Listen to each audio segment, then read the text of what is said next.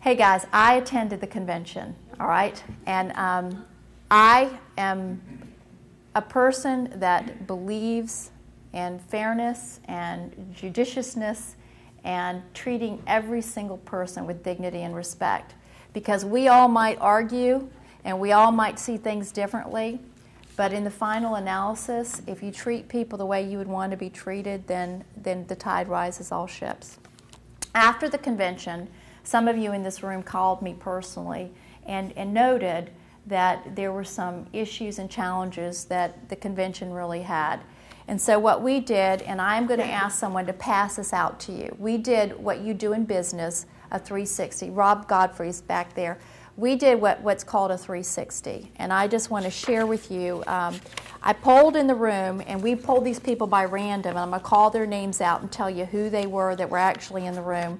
But Susan Aiken, who is the state committeeman from Anderson County, Larry Bateman, who is the precinct president from Spartanburg County, Steve Blanton, who is the chairman of Cherokee County, Becky Delaney, state committeeman from Chester County, Ken Delks, the second vice chairman of Charleston County, Ben Kinlaw, chairman of Barnwell County, Scott Malrick, former executive director, Mary Pearson, treasurer of Dorchester County, Betty Poe, first vice chairman of Greenville County, Stephanie Rawlinson, state committeeman of Florence County, Dennis Saylor, chairman of Aiken County, and Edie Willard, the secretary of the SCGOP. And what we did was, there'll be a goal section right here. But if you take a look, what we did was we sat down, and I'm not going to, if y'all can keep them closed, I'm going to take you through it, and then you can read it. We probably should have held off because everyone's going to want to read instead of listening. But hear me out, folks. Stay with me, please. What we did, let me take you through the methodology, and then you can read, okay? You there with me? This is the methodology. We had a whiteboard all the way across the room. And we divided the day into time. We just did it through chronology. Pre-convention, during the convention. And we basically took these time slots, and everyone wrote up all the problems that they saw on there. Everything. And then what we did was we captured that, we put the problems down, and then we put suggestions up. The two, and I'm going to go real high level, and then you all can read it. The two, and this is it was done not by myself, not by a staff person. It was done by LaDonna Riggs, who basically captured all the information, put it in this document, and then passed it back to us. And just so you know, I've broken every rule. No executive committeeman on the state party has seen this. When Talbert emailed me and said this was a concern, I said, Talbert, we dealt with it 5 days after I was elected. We actually dealt with it the Saturday after I came back from the RNC. So I understood walking out of there that we had some opportunities to do a better job with the convention itself. The last page will take you through the recommendations, but let me just go real high level with you because there were lots of challenges with the convention. I'm not beating up on anyone. I'm just saying whenever you do anything, there's always an opportunity to do better. The two challenges that I heard were, number one, that the resolutions were never given fair play. No one had a chance to read the resolutions, to go through an actual process of vetting those resolutions. They felt that the process had been ramrodded, and then ultimately that people's voices were not heard. I hear that, and we're not going to do that again.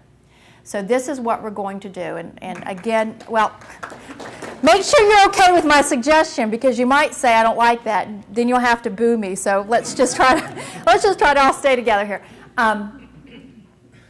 I will tell you this. I'm a logical person. If I see a problem, I will do everything in my effort to correct it. Sometimes I won't be able to, and you'll find that about me. I'm going to stumble and fall because I'm frail like everyone else, but I will do everything I possibly can to correct it. So this is what I think we need to do. This is the challenge. You've got these candidates that want to come in and be heard, because it's a very, very rare opportunity that you get to see all these folks in one setting. So you're trying to balance that. You've got to actually score the people that are in the room to make sure that they're legitimately there. Okay, so that takes some time. People come in, you got to say, are these people actually here, and can they be, are they voters? Can they actually sit in that spot and vote? Are they their precinct chairmen? Have they gone through the process in their counties? So you've got this process that has to happen, and that takes anywhere between 2 and maybe 3 hours. So you've got candidates that want to come in, and then you've got your core business, these resolutions, the things that all of us believe in and that we want to have vetted. So this is what I think that the answer is.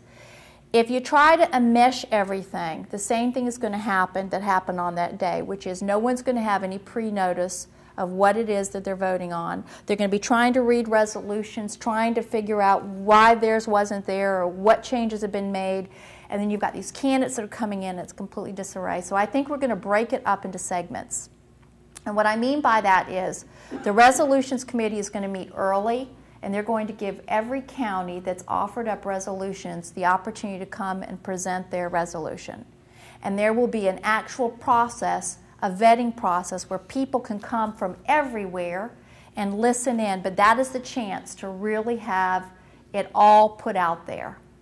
And then what happens is the Resolution Committee, which is a democratic process, goes back and they vet that, and then we're going to use the technology that we have, the website, and put everything out there and allow people to blog about it, allow people to talk about it. And when you show up for the convention, we're gonna have to rein in comments, but it's going to be based on knowledge. We're not going to shut people down.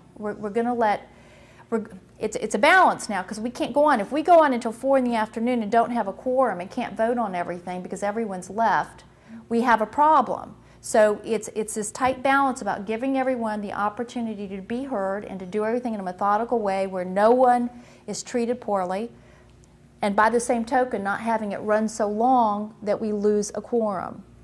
And so what we're going to be working on is how to manage the time once the resolutions come forward. And so there'll be a pre-process where everyone is invited to participate. It'll be transparent. And then the day of the convention, there'll be rules that kind of tighten it up so that we're not going on and on. But there'll be a fair opportunity to challenge, and then we'll vote on it accordingly. And that's a real high level of what we're intending to do. And it's put forth in those suggestions, and I'm inviting you all to read the 360 that captures all of the challenges that we put forth based on a chronology and then some solutions. Now, if you all have additional suggestions, LaDonna Riggs is chairing this 360 committee. LaDonna Riggs is the chairwoman for Spartanburg County. You can call her, or you can call any of the individuals on the front, because we tried to pick a geographic, candidly, I had nothing to do with the individuals that were chosen. The individuals that were chosen were kind of brought in by this small group of people. But contact one of them and have your voice be heard. And if there are additional suggestions or whatever, you can either call the party, call one of these people, or call LaDonna Riggs. All right, so that was one big issue that Talbert said was kind of high on your priority list, and I wanted to take it on and address it. The second is what's happened since June the 18th, exactly 1 month ago today, when our governor left the state of South Carolina.